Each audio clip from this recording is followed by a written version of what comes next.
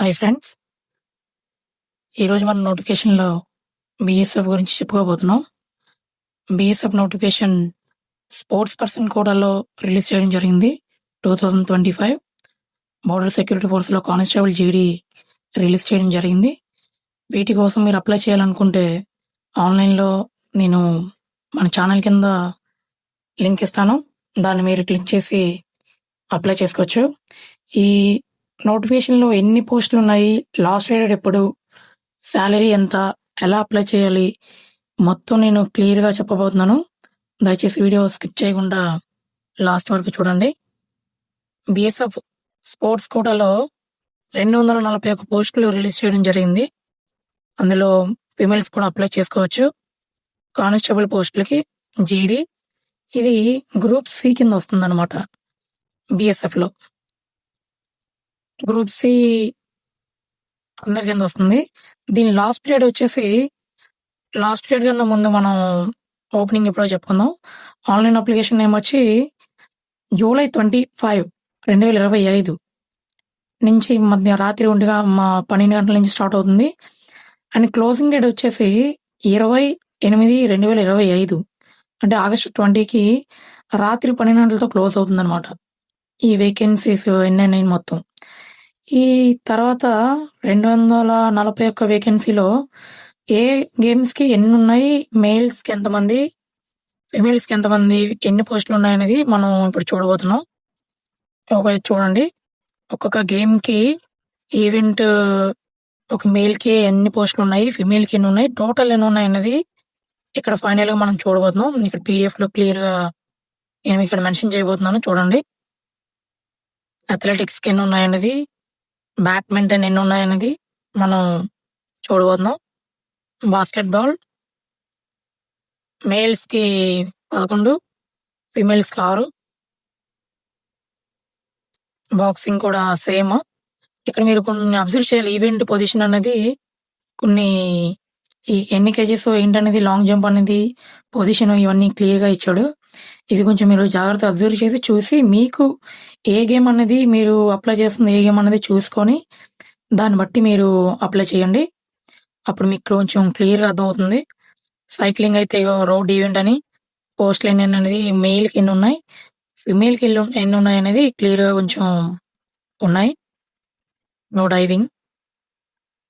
Next page 2లోకి వెళ్తున్నాం. Fencing, football, gymnastics, handball అనేది చూడబోతున్నాం. మొత్తం ఎన్ని అనేది male and female. Handball, hockey, judo, చూడండి మొత్తం అన్ని ఎంత క్లియర్గా ఉన్నాయంటే అంత క్లియర్గా ఇక్కడ మనం చూడబోతున్నాం అనమాట. ఇంకో కరాటే కూడా ఉన్నాయి, ఇండివిజువల్ కాట కింద అండ్ కరాటే, రోయింగ్, మీకు షూటింగ్ ఎన్ని ఉన్నాయనేది మొత్తం కొంచెం డీటెయిల్గా మీకు ఇవ్వడం జరుగుతుంది ఈ పీడిఎఫ్లో. దయచేసి నెమ్మదిగా మీరు ఒక్కోటి జాగ్రత్తగా చూసుకుంటే మీకు కొంచెం క్లియర్గా అర్థమవుతుంది అనమాట. ఇంకా స్విమ్మింగ్ అయితే 800 మీటర్స్ అనమాట. ఫ్రీ స్టైల్ 200 మీటర్స్ ఏమో బటర్ఫ్లై స్టైల్లో మనం స్విమ్మింగ్ చేయాలి. 200 మీటర్స్ ఏమో బ్యాక్ స్ట్రోక్, అంటే తెలుసు కదా వెనక్కి ఈత అంటారు తెలుగులో. ఇవన్నీ 200 మీటర్స్ బ్రెస్ట్ స్ట్రోక్ అని, 400 మీటర్స్ ఏమో ఇండివిజువల్ మెడ్లీ అని ఇలా ఉంటుంటాయి. టేబుల్ టెన్నిస్ మేల్కి 2, ఫిమేల్కి 2, టోటల్ 4 ఏమో టేబుల్ టెన్నిస్కి ఇవ్వడం జరిగింది. అండ్ వాలీబాల్ టోటల్ మేల్కి ఏమో 8, ఫిమేల్కి ఏమో 6. టోటల్ చూడండి 14 వచ్చాడు అనమాట వాలీబాల్కి. ఈ వాటర్ పోలో దానికి ఫిమేల్కి 4 ఇచ్చాడు, మేల్కి ఏమి ఇవ్వలేదు, 0. మీరు ఫీమేల్స్ మీకు తెలిసిన వాళ్ళు ఎవరైనా ఉంటే మీరు ఫిమేల్స్కి కొంచెం చెప్పొచ్చు ఏంటన్నది. ఇంకోండి, నెక్స్ట్ వెయిట్ లిఫ్టింగ్ 45 kgs వచ్చేసి 9 ఫిమేల్కి ఉంది. చూడండి 49 kgs అని, 55 kgs అని. Next wrestling 55 kgs, 63 kgs, 67 kgs. Kabaddi కూడా ఇచ్చాడు లాస్ట్‌లో చూడండి 30 కబడ్డీ, 4 మెయిల్, 8 ఏమొచ్చి ఫీమేల్. టోటల్ 12 ఇచ్చాడనమాట. మొత్తం చూసుకుంటే మేల్స్‌కేమో 128 ఉన్నాయి. ఫీమేల్స్‌కేమో 113 ఉన్నాయన్నమాట. టోటల్ 241 వేకెన్సీస్ ఉన్నాయి ఈ రిక్రూట్‌మెంట్‌లో. తర్వాత ఇవి చూడండి. ఎవరెవరు ఎలా అప్లై చేయాలనేది గోల్డ్ అదే మెడల్ విన్నరా? లేకపోతే పొజిషన్ హోల్డరా? లేకపోతే పార్టిసిపెంట్సా? ఎవరు ఏంటనేది క్లియర్‌గా కొంచెం ఇచ్చాడు. కొంచెం మీరు జాగ్రత్తగా అబ్జర్వ్ చేయండి. మీకు కావాల్సింది. ఇదిగోండి. నెక్స్ట్ మనం సాలరీ గురించి చెప్పుకోబోతున్నాం. దీనికి సాలరీ వచ్చేసి పే స్కేల్, అలవెన్సెస్ కూడా ఉంటాయి. పే స్కేల్ వచ్చేసరికి కొంచెం మీరు జాగ్రత్తగా డీటెయిల్‌గా అబ్జర్వ్ చేస్తే కానిస్టేబుల్ జీడీ అండర్ స్పోర్ట్స్ కోటా లెవెల్ 3 ఆహ్, లెవెల్ 3 కింద ఉంది. సాలరీ వచ్చేసి 21,000 నుంచి స్టార్ట్ అయ్యి 69,100 మధ్యలో వస్తుందన్నమాట. అదర్ అలవెన్సెస్ ఇంకా మీకు యాడ్ అవుతూ ఉంటాయి కాబట్టి మీకు హెచ్ఆర్ఏ అని, టీఏ అని, డీఏ అని తర్వాత ఇంకా చాలా అలవెన్సెస్ ఉంటాయండి. ఒక్కోటిగా మొత్తం అన్నీ ఉంటుంటాయి. ఇవన్నీ కూడుకొని ఒక దగ్గర నాకు తెలిసి 45 వరకు రావచ్చు. 45-50,000 వరకు సాలరీ రావచ్చు. మీరు జాగ్రత్తగా అక్కడ చూడండి. అదర్ అలవెన్సెస్ కూడా ఇచ్చాడు. సెంట్రల్ గవర్నమెంట్స్‌కి ఏ అయితే అలవెన్స్‌లు ఉంటాయో వీటికి కూడా అదే అలవెన్స్‌లు ఉంటాయి. ఇవి మీరు జాగ్రత్తగా చూసుకోండి. దీనికి ఎన్‌పీఎస్ ఉంటుంది scheme. National new pension scheme అని చెప్పేసి ఎన్‌పీఎస్ ఉంటుందన్నమాట. విత్ ఎఫెక్ట్ ఫ్రమ్ 01/01/2004 ఎప్పటి నుంచి అయితే పెట్టాడో దాని నుంచి అనమాట. సెంట్రల్ గవర్నమెంట్‌కి ఇది ఉంటుంటాయి ఇవన్నీ ఇలాంటివన్నీని.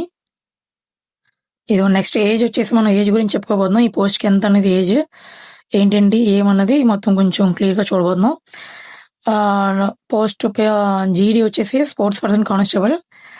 ఏజ్ 18-23 మధ్యలో ఉండాలి. ఏజ్ రిలాక్సేషన్ కోసం 10th పాస్ అయ్యి ఉండాలి. క్వాలిఫికేషను చాలామంది క్వాలిఫికేషన్ కొంచెం ఇంటర్ ఉండాలేమో, డిగ్రీ ఉండాలేమో అనుకుంటారు. కానీ 10th ఆర్ లేదంటే 10థ్‌కి equivalent from the recognised board అని అడిగాడనమాట. అది మీరు 10th ఉంటే సరిపోద్ది. స్పోర్ట్స్ క్వాలిఫికేషన్ అనేది మీరు చూసుకోండి. మెడల్స్ గెలిచిన వాళ్ళైనా లేకపోతే పొజిషన్ వచ్చిన వాళ్ళైనా, పార్టిసిపేట్ చేసిన వాళ్ళైనా last 2 years from the closing date of the advertisement will be considered. అంటే లాస్ట్ 2 సంవత్సరాల ముందు ఎవరైతే పార్టిసిపేట్ చేస్తారో వాళ్ళకి ముందు కన్సిడర్ చేయడం జరుగుతుంది. జాగ్రత్తగా చూడండి. నేను ఇచ్చిన పీడిఎఫ్‌లో బాగా నెమ్మదిగా స్క్రోల్ చేస్తూ చదవండి. మీకేమైనా డౌట్స్ ఉంటే కొంచెం మీకు అర్థమవుతుంది.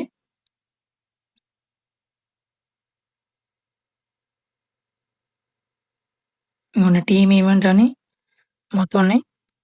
నెక్స్ట్ ఇంకా మనం చూసుకోవాల్సింది matriculation certificate shall be accepted as a proof as establishing age of the candidates. అంటే చాలా మంది ఆధార్ కార్డ్ పట్టుకెళ్ళి, పాన్ కార్డ్ పట్టుకెళ్ళి మన ఏజ్ రెఫరెన్స్‌గా మనం తీసుకుంటాం. నాకు ఏజ్ ఇంతని, అంతని. కాబట్టి మనం ఏజ్ ఎంత అనేది మనం 10th క్లాస్ సర్టిఫికేట్ మీద డేట్ ఆఫ్ బర్త్ జాగ్రత్తగా చెక్ చేసుకోవాలి. దాన్ని బట్టి మన ఏజ్ కన్సిడర్ చేస్తూ ఉంటారు. చాలామంది డేట్ ఆఫ్ బర్త్ అక్కడ ఒకటి, ఇక్కడ ఒకటి ఉంటుంది. ఆధార్ కార్డ్‌లో ఒకటి, మన 10th క్లాస్ మార్క్ లిస్ట్‌లో ఒకటి ఉంటుంది. కాబట్టి మీరు అలా చేయకుండా జాగ్రత్తగా చూసుకోండి. చెక్ చేసుకోండి ఒకసారి. ఎందుకైనా మంచిది ఆధార్ కార్డ్‌లో సేమ్ ఉందా? సర్టిఫికేట్‌లో మనకు సేమ్ ఉందా లేదా అని ఒకసారి చెక్ చేసుకోండి. మేము వెళ్ళినప్పుడు కూడా అలాగే చెక్ చేసాడు. నాది ఈక్వల్‌గా ఉండడం వల్ల వదిలేసాడు. కొంచెం డిఫరెంట్‌గా ఉంటే మాత్రం ఖచ్చితంగా ఆపేస్తాడనమాట. చూసుకోండి.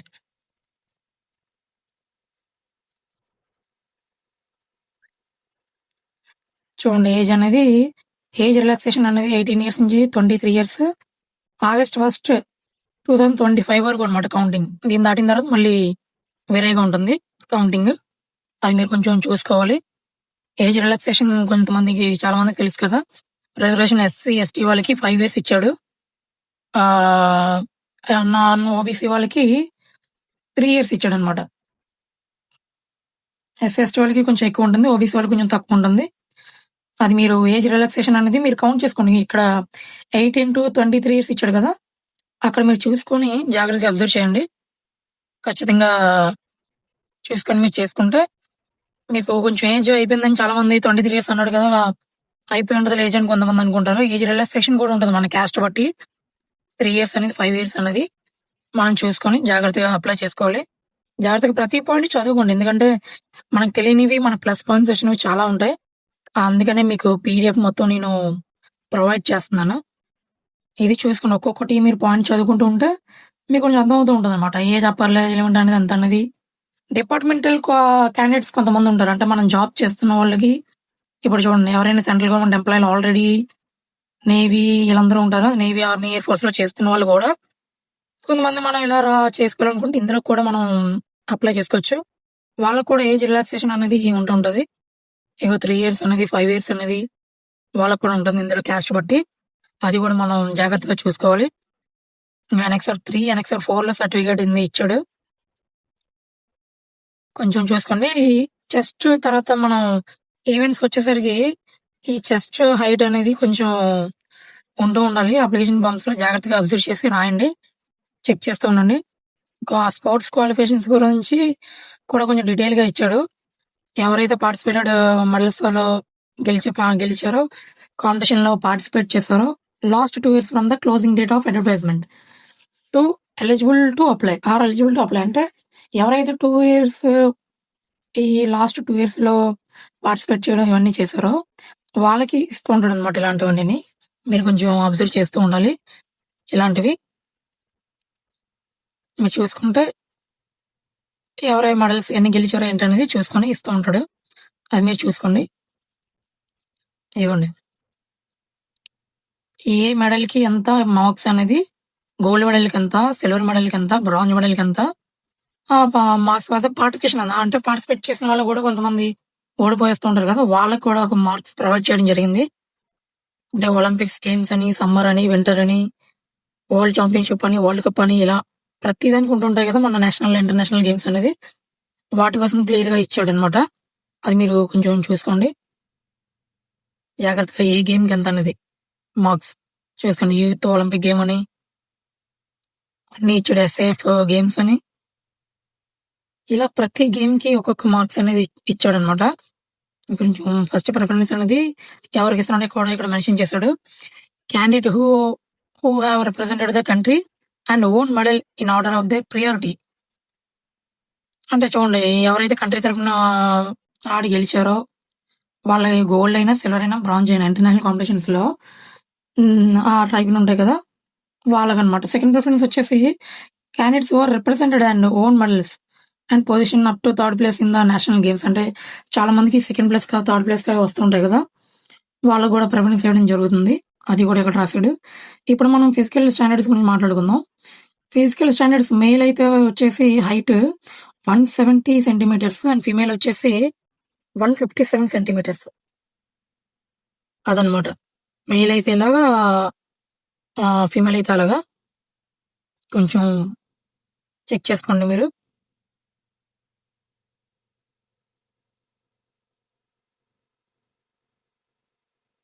ఒకవేళ మీకు categories of the candidates are allowed relaxation in the heights mention above అంటే మనం ఒకవేళ మనకి కొంచెం రిజర్వేషన్ ఇచ్చాడని చెప్పాను కదా ఇందాక రిలాక్సేషన్. వాళ్ళకి కూడా ఉంటదనమాట క్యాండిడేట్స్‌కి కొంచెం ఎలా అన్నది. ఇదిగోండి నెక్స్ట్ మనం చూపించబోతున్నాం. ఆల్ క్యాండిడేట్స్ ఎస్టీస్‌కి ఎంతమంది, మెయిల్‌కి 162 ఉండాలి. కన్సిడరేషన్‌ది రిలాక్సేషన్ అనమాట. 170 సెంటీమీటర్స్ అండ్ ఫీమేల్ వచ్చేసి 157 సెంటీమీటర్స్. ఫీమేల్ అయితే అలాగా. కొంచెం చెక్ చేసుకోండి మీరు. అది ఇదిగోండి నెక్స్ట్ మనం చూపించబోతున్నాం.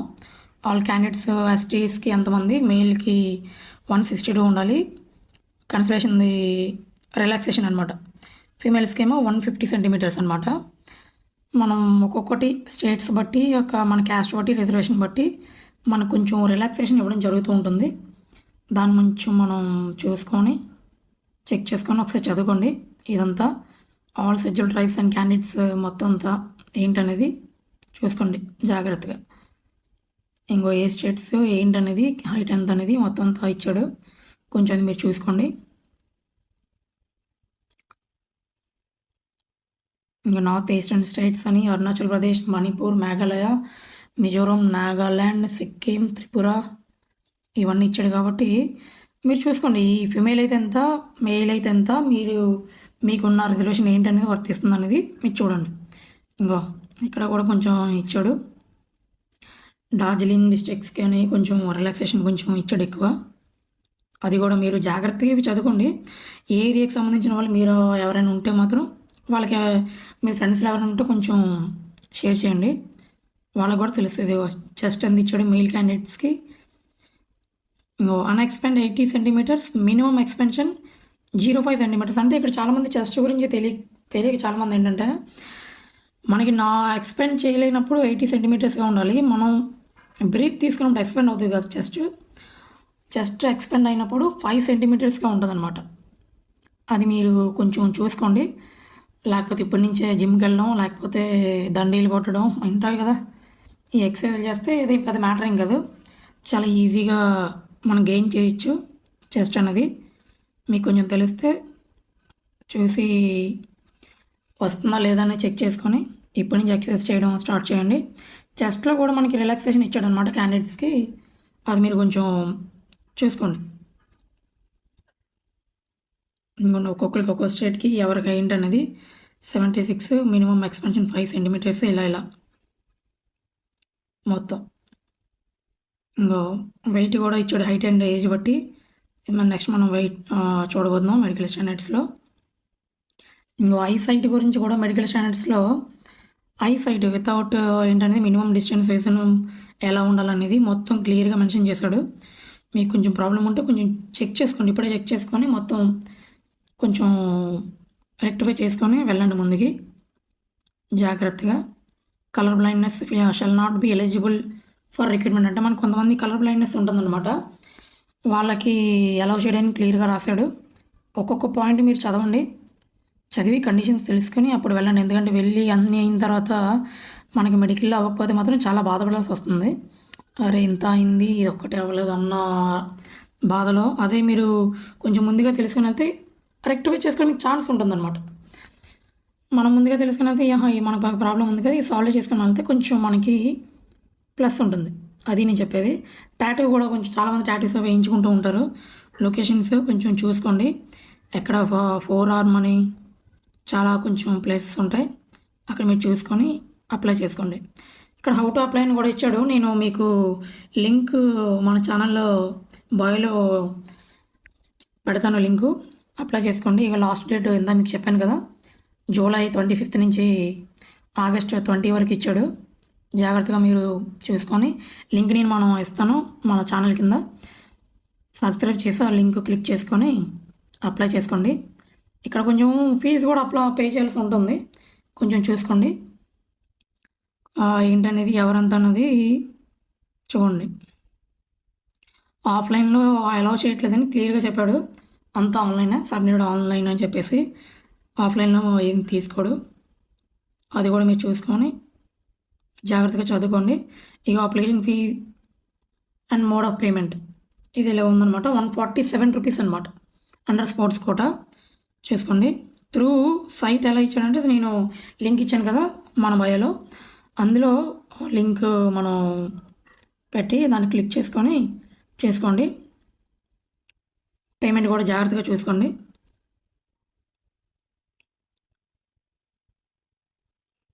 Fee once paid will not be refunded under any అంటే ఎలాగైనా సరే మీకు ఇంకా వన్స్ మీరు పే చేసిన తర్వాత అది రీఫండ్ అవ్వదు, అది మీరు గుర్తుపెట్టుకోవాలి. ఇంకా చూడండి, will be accepted and rejected with in the payment will not be issued. అది ఎలాగైనా అమౌంట్ రాదు, చూసుకోండి. నో టీఎన్డిఏ విల్ బి అడ్మిసిబుల్, అంటే టీఏడిఏ కూడా ఎవరికి ఇవ్వడు, అది చూసుకోండి. మీరు ఓన్గా మోర్ దెన్ 1 డే ముందు స్టే చేసుకొని ఓన్ అరేంజ్మెంట్, అంటే మీ డబ్బులతో మీరే వెళ్ళి అక్కడ స్టే చేయాలి. ఎవరో మీకు అక్కడ అరేంజ్మెంట్స్ ఏమీ చేయరు.